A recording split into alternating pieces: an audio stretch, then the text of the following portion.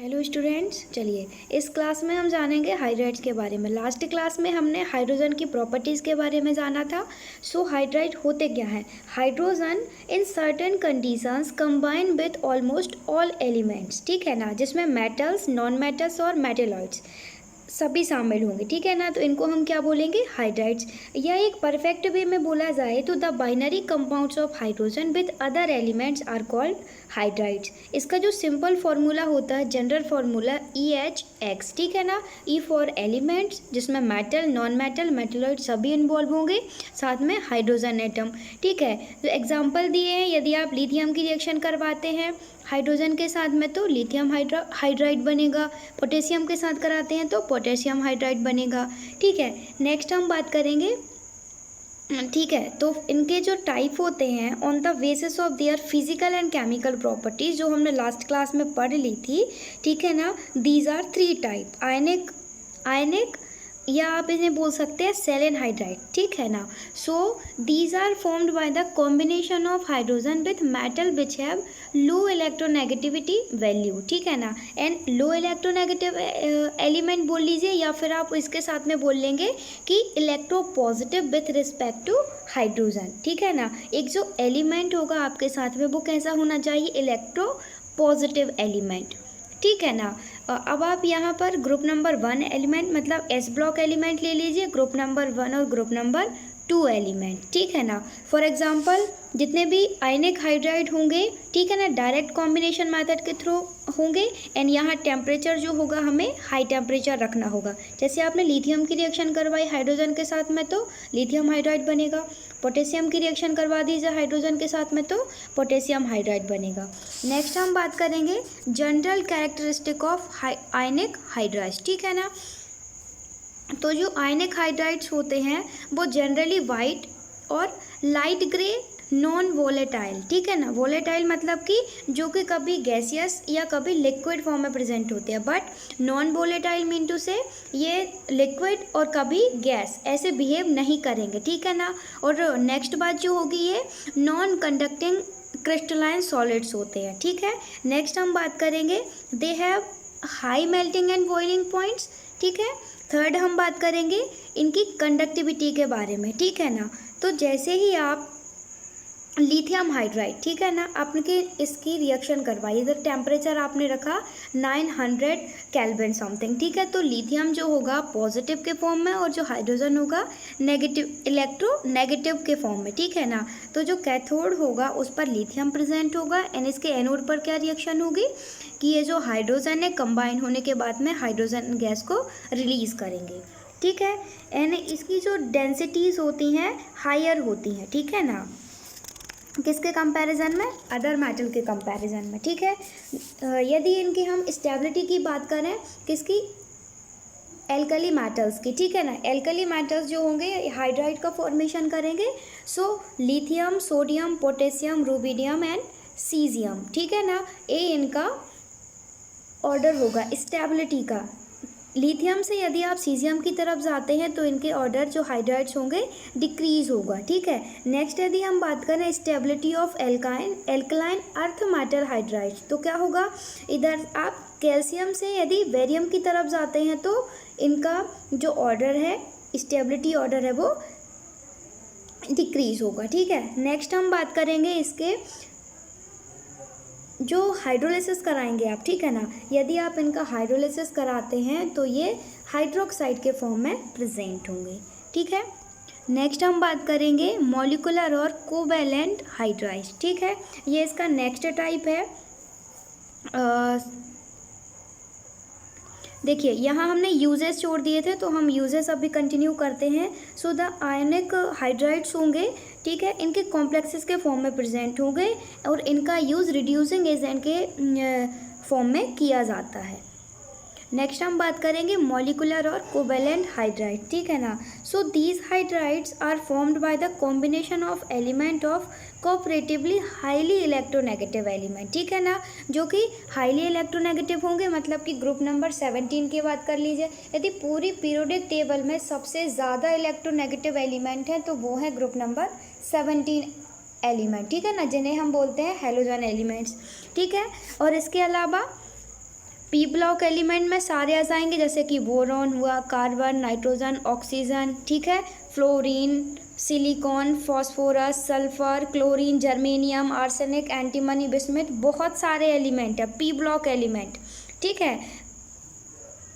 Next यदि बात की जाए तो इनके फॉर्मूले की, इसका जनरल फॉर्मूला होता है EH8-X। अभी ई क्या होगा इधर, एलिमेंट एंड हाइड्रोजन, 8 में से आप माइनस कर दीजिए, एक्स की जो वैल्यू है ना वो है इलेक्ट्रॉन पे डिपेंड करेगी, ठीक है। नेक्स्ट हम बात करेंगे प्रॉपर्टीज़ की, ठीक है। तो देखिए प्रॉपर्टीज़, सबसे पहले हम प्रिपरेशन जान लेते हैं, ठीक है ना, कि आप कोवेलेंट हाइड्राइड को कैसे बनाएंगे। तो जिसकी जो फर्स्ट मेथड होती है वो है डायरेक्ट कॉम्बिनेशन ऑफ एलिमेंट। आप क्या करा दीजिए, डायरेक्ट कॉम्बिनेशन करा दीजिए। जैसे आपने हाइड्रोजन की रिएक्शन फ्लोरीन के साथ में करा दी तो 2HF का फॉर्मेशन होगा, ठीक है, वहाँ टेम्परेचर भी इन्वॉल्व होगा। नेक्स्ट मेथड है आपकी कि bye hydrolysis of metal, borides ले लीजिए, आप कार्बाइड्स ले लीजिए, नाइट्राइड्स ले लीजिए, ETC, आप बहुत सारी चीज़ें ले सकते हैं। एंड जब आप इसकी रिएक्शन वाटर के साथ में, मतलब हाइड्रोलिसिस कराते हैं, तो वहाँ आपको हाइड्रोक्साइड प्रेजेंट होगा, ठीक है, हाइड्रोक्साइड मिलेगा आपको, ठीक है। नेक्स्ट हम बात करेंगे by the action of acid on suitable binary compounds, ठीक है। बाइनरी कंपाउंड मतलब कि वहाँ आप एसिड ले लीजिए, या फिर आपने क्या ले लिया, आयरन सल्फाइड ले लीजिए, उसके साथ में आपने एसिड की रिएक्शन करवा दी तो हाइड्रोजन सल्फाइड बनेगा, साथ में फेरिक सल्फेट बनेगा, ठीक है। आयरन सल्फाइड की रिएक्शन जब आप H2SO4 मतलब एसिड के साथ कराते हैं तो हाइड्रोजन सल्फाइड साथ में फेरिक सल्फेट का फॉर्मेशन होगा, ठीक है। नेक्स्ट हम बात कर लेते हैं रिड्यूसिंग एजेंट के साथ में, ठीक है। जैसे कि आपने लिथियम एल्यूमिनियम हाइड्राइड लिया तो ये क्या है, एक रिड्यूसिंग एजेंट है ना, जब इसके साथ में आप रिएक्शन कराते हैं तो यहाँ सिलेन का फॉर्मेशन होगा, ठीक है। SiH4 को क्या बोलते हैं हम, सिलेन। नेक्स्ट हम बात करेंगे जनरल कैरेक्टरिस्टिक, ठीक है ना। सो फर्स्ट यदि हम बात करें तो ये जो होते हैं मॉलिकुलर और कोवेलेंट हाइड्राइड, ये बहुत ज़्यादा सॉफ्ट होते हैं, ठीक है ना, and they have low melting and boiling points, और ये वॉलेटाइल भी होंगे, नेचर इनका वॉलेटाइल होता है, एंड ये इलेक्ट्रिसिटी को भी कंडक्ट करते हैं, बट वो कैसी होगी, लो होती है, ठीक है ना। सो एंड इसके बाद में यदि हम बात करें तो the property of covalent hydride depend upon the electronegativity difference, ठीक है, किस पर डिपेंड करेगी, उनकी इलेक्ट्रोनेगेटिविटी के डिफरेंस पर। जैसे आपने ले लिया कार्बन और हाइड्रोजन, ठीक है, तो कार्बन और हाइड्रोजन के कंपैरिजन में, या फिर आपने ले लिया हाइड्रोजन और फ्लोरीन, तो इनके बीच में इलेक्ट्रोनेगेटिविटी का डिफरेंस होगा कि नहीं होगा, ठीक है। सो ये किस पर डिपेंड करता है, इनकी इलेक्ट्रोनेगेटिविटी के डिफरेंस पर। नेक्स्ट एंड थर्ड हम बात करेंगे मेटालिक और इंटरटिशियल हाइड्राइड्स, ठीक है। सो ये जो डी ब्लॉक एलिमेंट्स होते हैं, ठीक है, most of the D block element जिन्हें हम ट्रांजिशन मेटल भी बोलते हैं, और एफ ब्लॉक एलिमेंट, ठीक है ना, ये मेटेलिक हाइड्राइड का फॉर्मेशन करते हैं, ठीक है। बेरिलियम होगा एंड मैग्नीशियम हो गया, ठीक है, मेटेलिक हाइड्राइड का फॉर्मेशन करते हैं, ठीक है। सो अब हम बात करेंगे इनके जनरल कैरेक्टरिस्टिक की, ठीक है। सो ये जो होंगे हार्ड होते हैं, मेटालिक, लस्ट्रस, इलेक्ट्रिसिटी को कंडक्ट कर सकते हैं, ठीक है, एंड इनके बीच में मैग्नेटिक प्रॉपर्टीज़ भी होती हैं, मतलब कि जो मेटालिक हाइड्राइड्स होंगे मैग्नेटिक प्रॉपर्टीज़ को भी शो करते हैं। इसके बाद में डेंसिटी हाइड्राइड की लो होती है एज कंपेयर टू मेटल्स, ठीक है। नेक्स्ट हम बात करेंगे मेटेलिक हाइड्राइड जो होते हैं हाइड्रोजन स्टोरेज के लिए बहुत ज़्यादा इम्पॉर्टेंट होते हैं, ठीक है। नेक्स्ट हम बात करेंगे वाटर होता क्या है। अब वाटर के बारे में तो सभी लोग जानते हैं कि वाटर होता क्या है। Water is essential to all forms, है ना, हमारी लाइफ में सबसे ज़्यादा एसेंशियल, सबसे ज़्यादा इम्पॉर्टेंट यदि कुछ है तो वो है वाटर, ऑक्सीजन, ठीक है ना। Most common, abundant and easily obtain, ठीक है ना, ईजिली हमें मिल जाता है। एंड आप इसे easily transform from liquid to solid या सॉलिड टू गैसियस और गैसियस टू सॉलिड भी आप इसे कन्वर्ट कर सकते हैं, जिसे हम सब्लिमेशन बोलते हैं। ठीक है, कर सकते हैं इसे, बिल्कुल पॉसिबल है। एंड यदि आपकी बॉडी का परसेंटेज पूछा जाए कि आपकी बॉडी में कितने परसेंट वाटर होता है, तो इट मे बी 65%। ठीक है, 65% वाटर होता है हमारी बॉडी में, जो हमारी ग्रोथ के लिए बहुत ज़रूरी होता है। ठीक है, and we can live without food और some days but can not live without water. ठीक है, कुछ ऐसे प्लांट्स हैं जो 95% तक वाटर को स्टोर कर सकते हैं। ठीक है, नेक्स्ट हम बात करेंगे स्ट्रक्चर ऑफ वाटर मॉलिक्यूल। तो देखिए, वाटर मॉलिक्यूल मतलब कि H2O, जहाँ 2 हाइड्रोजन और 1 ऑक्सीजन प्रेजेंट होगा। देखिए, अब यहाँ आप देख सकते हैं, क्लियरली दिख रहा है आपको पिक्चर में कि जो ऑक्सीजन एंड हाइड्रोजन है, इनकी इलेक्ट्रोनेगेटिविटी में डिफरेंस है। जो ऑक्सीजन है हाईली इलेक्ट्रोनेगेटिव एलिमेंट्स है, तो इस पर पार्शियली नेगेटिव, और हाइड्रोजन के पास में पार्शियली पॉजिटिव चार्ज होगा। एंड इनके बीच में जो बॉन्ड बन रहा है वो 104.5 डिग्री का बन रहा है। ठीक है, एंड ये जो पॉजिटिव और नेगेटिव हैं, 2 पोल जनरेट हो रहे हैं ना यहाँ पर, एक पॉजिटिव और नेगेटिव, तो इसी के कारण क्या डाइपोल मूवमेंट भी जनरेट होता है पोल के कारण। ठीक है, एक तो क्या होता है, इसे हम म्यू से डिनोट करते हैं, mu equal to d into, चलो उसकी बात हम बाद में करेंगे। अभी हम बात कर रहे हैं वाटर की एंड उसके स्ट्रक्चर की। ठीक है, 2 हाइड्रोजन एटम वहाँ होंगे, 1 ऑक्सीजन होगा। ऑक्सीजन एटम का जो एटॉमिक नंबर होता है वो होता है 8, 1s2, 2s2, 2p4। ठीक है ना, जिसकी 6 इलेक्ट्रॉन प्रेजेंट होते हैं बैलेंस सेल में।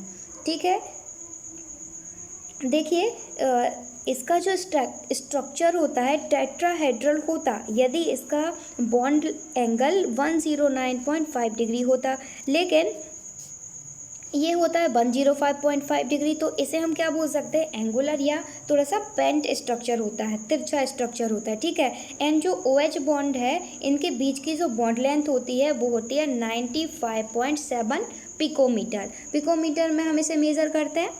ठीक है, नेक्स्ट हम बात करेंगे hydrogen bonding in water and ice. तो जो हाइड्रोजन बॉन्डिंग होती है लिक्विड स्टेट में, ठीक है ना, टेट्राहेड्रल अरेंजमेंट होगा ऑक्सीजन का। ठीक है, ऑक्सीजन और दूसरे हाइड्रोजन के बीच में। ठीक है, ऑक्सीजन और हाइड्रोजन के बीच में 176 से लेकर 110 पिकोमीटर तक का डिस्टेंस हो सकता है। सॉलिड स्टेट में देखो, इसका जो बैकेंड शेप है वो आपको दिखाई देगा। ठीक है, और लिक्विड स्टेट में भी दिखाई दे रहा है। सो ये है वाटर का लिक्विड स्टेट और सॉलिड स्टेट में स्ट्रक्चर। ठीक है, नेक्स्ट हम बात करेंगे फिजिकल प्रॉपर्टीज़। ठीक है, तो हम प्रॉपर्टीज़ किसके बिहाफ पे बात करेंगे,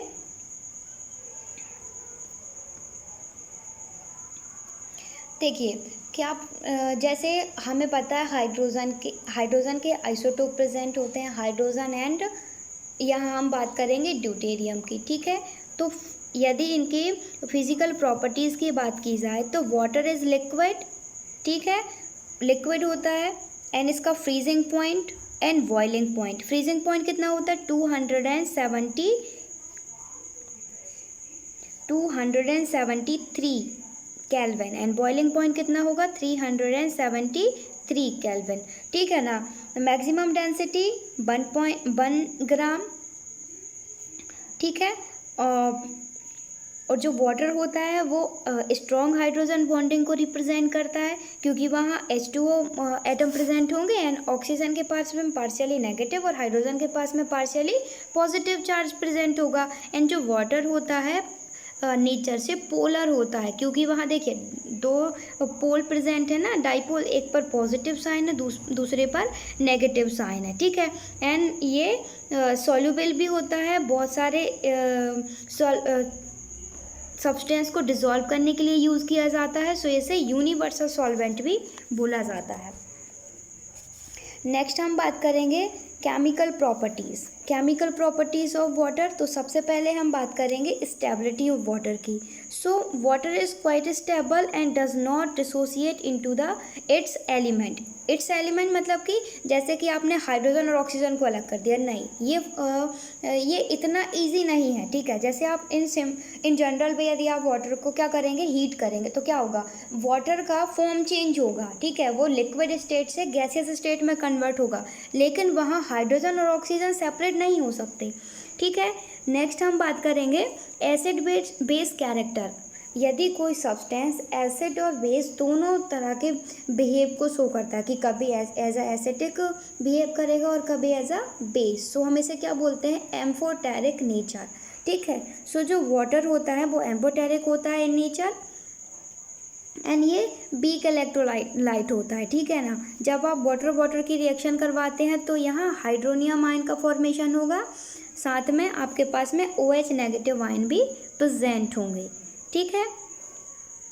एसिड बेस कैरेक्टर की हम बात कर रहे हैं, तो यदि आपने एसिड कैसे लेना पड़ेगा आपको, एक्वस, क्योंकि वहाँ आप कितना भी स्ट्रॉन्ग एसिड ले लें या डाइल्यूट एसिड ले लें तो आपको वहाँ वाटर तो इन्वॉल्व करना ही होगा, ठीक है। तो यहाँ हम HCl बात कर रहे हैं तो कैसा होगा, एक्वस, ठीक है।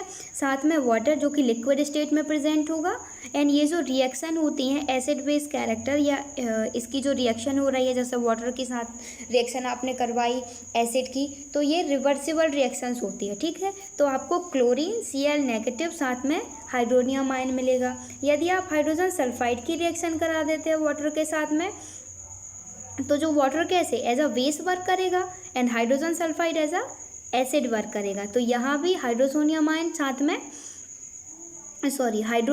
साथ में HS का फॉर्मेशन होगा जो कि एक्वस होगा।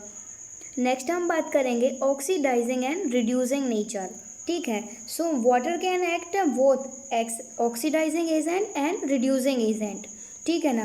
केमिकल रिएक्शन में कभी ये as a oxidising agent work करेगा, कभी as a reducing agent work करता है, ठीक है। नेक्स्ट हम बात करेंगे हाइड्रोलिसिस रिएक्शन।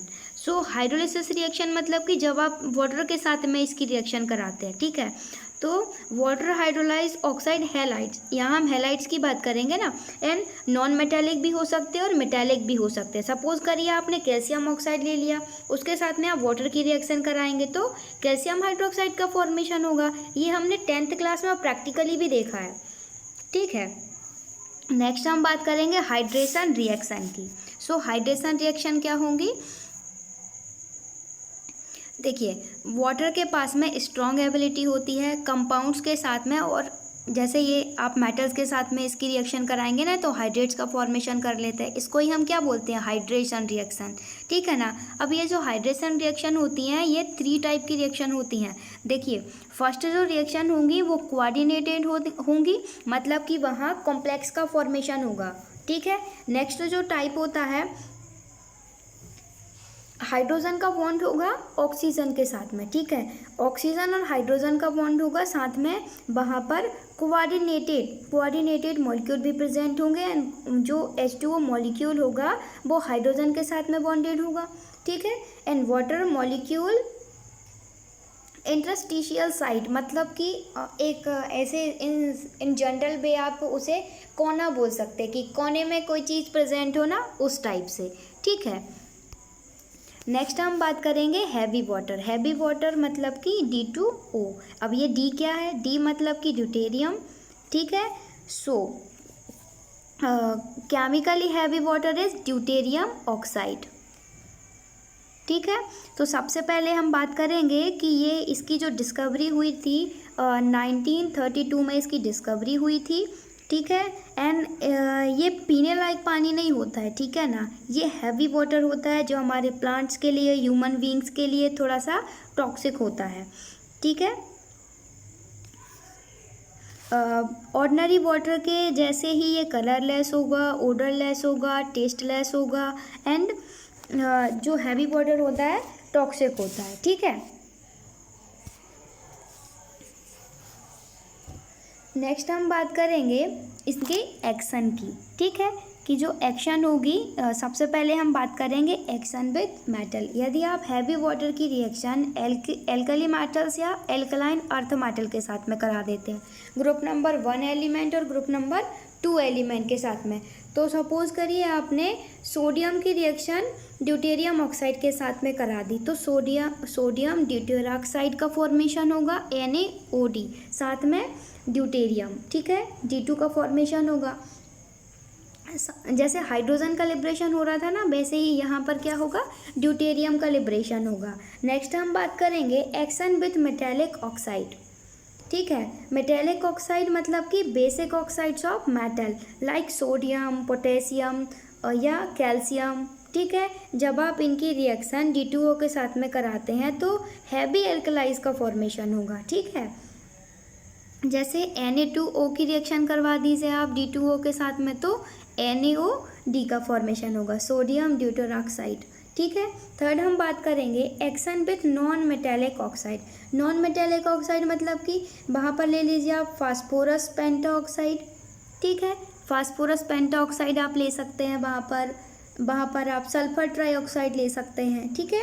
जब आप इनकी रिएक्शन करवाएंगे तो वहाँ ड्यूटेरियो फास्फोरिक एसिड, जैसे आपने क्या ले लिया, फास्फोरस पेंटाऑक्साइड ले लिया, उसकी रिएक्शन आप ड्यूटेरियम के साथ में करा दीजिए, तो क्या होगा, उधर ड्यूटेरियो फास्फोरिक एसिड का फॉर्मेशन होगा, ठीक है। नेक्स्ट हम बात करेंगे इलेक्ट्रोलिसिस, ठीक है। इलेक्ट्रोलिसिस क्या होता है, जो हैवी वाटर होगा उसका डिकम्पोजिशन हो जाएगा, डिकम्पोजेस एंड ये ड्यूटेरियम और ऑक्सीजन का फॉर्मेशन करेगा, ठीक है। लेकिन वहाँ पर आप देखिए अभी लिब्रेशन कैसे होगा कि वहाँ आपको पूरा सेटअप लगाना पड़ेगा, आप हाई वोल्टेज वहाँ जनरेट करेंगे, वहाँ पोल आपको एक इलेक्ट्रोड लगाना पड़ेगा, ठीक है, कैथोड होंगे एनोड होंगे, तो हमें देखना होगा कि लिब्रेशन कहाँ होगा, कैथोड पर या एनोड पर, ठीक है।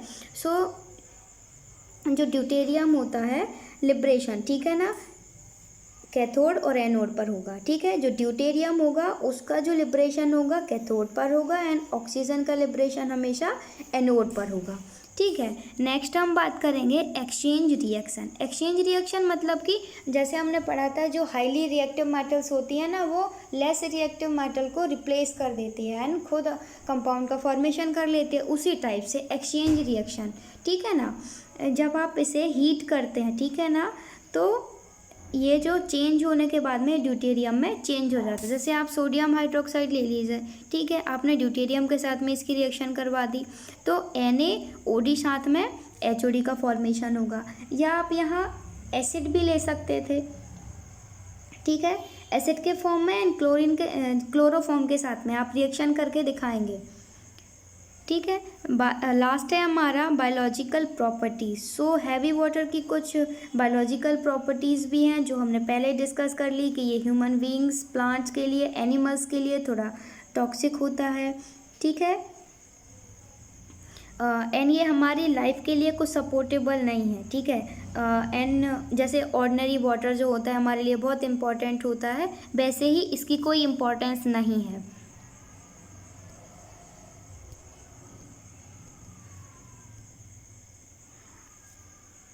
नेक्स्ट हम बात करेंगे हार्ड एंड सॉफ्ट वाटर। तो हार्ड एंड सॉफ्ट वाटर क्या होते हैं, देखिए सॉफ्ट वाटर क्या होगा, water which produce leather which soap solution, ठीक है ना। यदि आप लेदर का मतलब होता है झाग, ठीक है ना, यदि झाग बनता है, ठीक है, साबुन का झाग यदि बनता है सो वो क्या होगा, सॉफ्ट वाटर होगा, ठीक है।